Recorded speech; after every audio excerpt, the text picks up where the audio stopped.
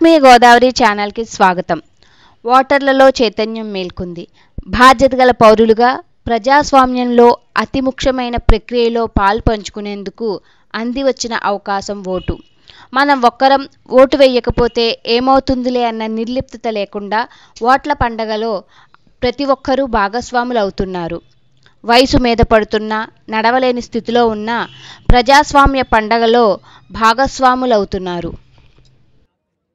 ఆంధ్రప్రదేశ్ రాష్ట్ర వ్యాప్తంగా 175 శాసనసభ, 25 లోక్సభ స్థానాల్లో 46,389 పోలింగ్ కేంద్రాల్లో 4,14,01,887 మంది తమ ఓటు హక్కును వినియోగించుకుంటున్నారు.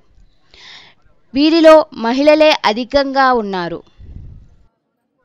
ఈ ఎన్నికల్లో ఎటువంటి అవాంఛనీయ సంఘటనలు జరగకుండా 1,06,145 మంది భద్రతా సిబ్బంది పాల్గొంటున్నారు. 18 నుండి 19 ఏళ్ల వయో వర్గానికి చెందిన తొలి ఓటర్లు 1,30,616 మంది.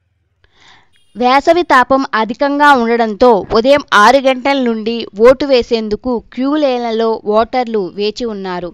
ముఖ్యంగా ఆచంట నియోజకవర్గం గతంలో ఎన్నడూ లేని విధంగా ఓటర్లు తమ ఓటు హక్కును వినియోగించుకుంటున్నారు.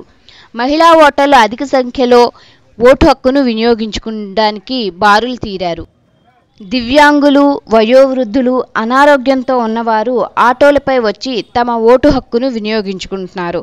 ఉభయ గోదావరి జిల్లాల్లో మధ్య ఉన్న లంకల గన్నవరం నుండి పశ్చిమ గోదావరి జిల్లా కోడేరు పోలింగ్ బూతులకు పడవలు, ఇంజన్ బోట్లపై వచ్చి ఓటు వేస్తున్నారు. ఆంధ్రప్రదేశ్లో 11 గంటల వరకు 23.10% పోలింగ్ నమోదైంది. కాగా ఆచంట నియోజకవర్గంలో 11 గంటల సమయానికి 25.8% పోలింగ్ నమోదైంది. హైదరాబాద్ నుంచి ఓటు వేయడానికి వచ్చే బస్సులు 11 గంటల వరకు వస్తూనే ఉన్నాయి. కొన్ని చోట్ల సాయంత్రం 6 నుండి 7 గంటల వరకు పోలింగ్ జరిగే అవకాశం ఉందని చెబుతున్నారు.